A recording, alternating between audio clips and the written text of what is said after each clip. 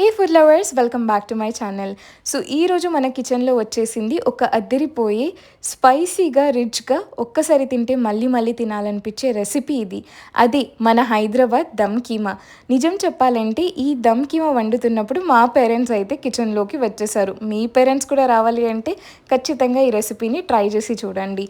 ముందుగా ఒక బౌల్లో మటన్ కీమాని శుభ్రంగా వాష్ చేసుకున్న మటన్ కీమాని తీసుకోండి. సో ఇప్పుడు ఇందులో ఒక టేబుల్ స్పూన్ అల్లం వెల్లుల్లి పేస్ట్, కొద్దిగా పసుపు, మన టేస్ట్కి సరిపడినంత కారం. సో నేనైతే కొంచెం స్పైసీగా తింటా కాబట్టి కొంచెం ఎక్కువగా కారం వేసుకున్నాను. ఇప్పుడు ఇందులో ఒక కప్పు పెరుగు వేసి అన్నీ బాగా కలిసేలా మిక్స్ చేసుకోవాలి. చివరిగా సాల్ట్ మనకి సరిపడేలా, మీ టేస్ట్కి సరిపడేలా అంత రిక్వైర్మెంట్ అయ్యే సాల్ట్ని కూడా వేసి మంచిగా కలిపేసి ఒక గంట పాటు దీన్ని మ్యారినేట్ చేసి పెట్టుకోవాలి. సో మ్యారినేట్ అయిన తర్వాత కీమాలో ఈ మసాలా ఫ్లేవర్ బాగా వెళ్ళిపోతుంది. అదే మన దమ్ కీమాకి అస్సలు టేస్ట్ ఇస్తుంది.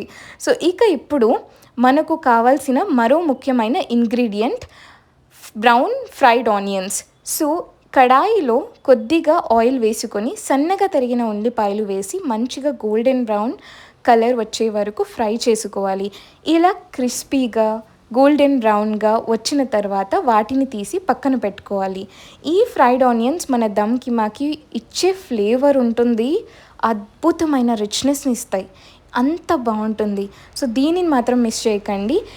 ఇప్పుడు అసలు మసాలా మ్యాజిక్ మొదలైంది. సో ఒక పాన్ తీసుకొని అందులో కొద్దిగా వేరుశనగలు, బాదం, దాల్చిన చెక్క, యాలకులు, లవంగాలు, మిరియాలు, జీలకర్ర, గసగసాలు వేసుకోవాలి. ఇందులో కొద్దిగా ఎండు కొబ్బరి మరియు మన టేస్ట్కి సరిపడే ఎండు మిరపకాయలు కూడా వేసుకోవాలి.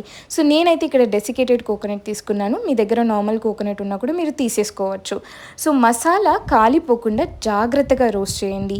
సో ఇవి మంచిగా గోల్డెన్ బ్రౌన్ కలర్లో వచ్చి మంచి స్మెల్ రావడం అనేది మొదలవుతుంది.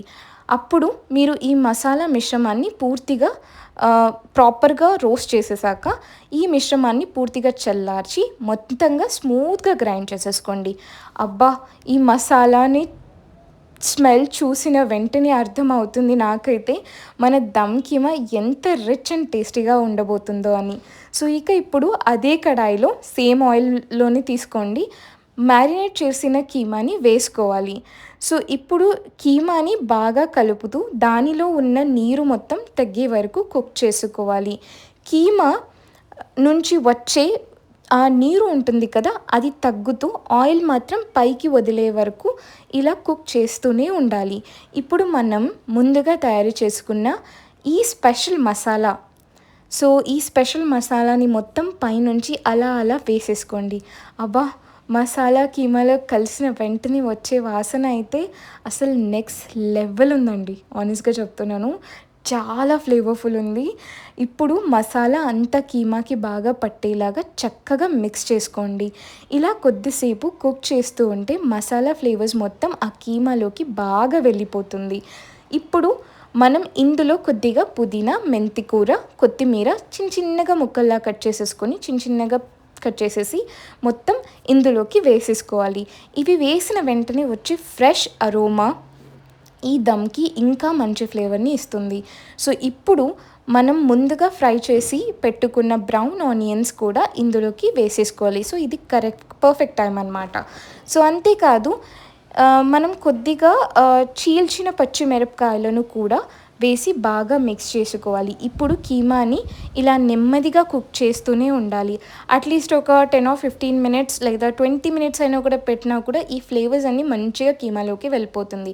మసాలా బాగా ఉడుకుతూ ఆయిల్ పైకి వస్తూ కీమా మొత్తం మంచిగా రిచ్ కలర్లో మారుతుంటే అప్పుడు మనకి తెలుస్తుంది దమ్ కీమా పర్ఫెక్ట్గా రెడీ అవుతుందని.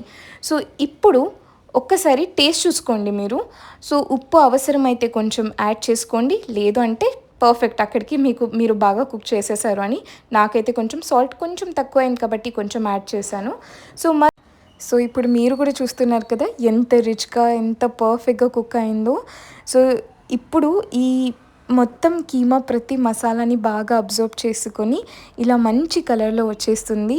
సో పైన కొద్దిగా పచ్చిమిరపకాయలు, చిన్నగా కట్ చేసిన అల్లం ముక్కలు మరియు అసలు హైలైట్ ఏంటంటే కొంచెం బటర్ వేయండి, ఎక్కువ ఏం అవసరం లేదు. ఆ బటర్ వేసిన వెంటనే అలా అలా కరిగిపోతూ ఉంటే ఆ మటన్ కీమాలో దాని స్మెల్, దాని ఫ్లేవర్, దాని టేస్ట్, ఓహ్ మై గాడ్! చెప్పలేనంత బావుందండి ఇది రెసిపీ మాత్రం. సో, చివరిగా కొద్దిగా కొత్తిమీరతో మీరు గార్నిష్ చేసుకోండి. అంతే, మన హైదరాబాద్ దమ్ కీమా రెడీ అయిపోయినట్టే. నిజంగా చెప్పాలంటే ఈ కీమాని చూస్తుంటే ఆకలి చాలా పెరిగిపోతుంది.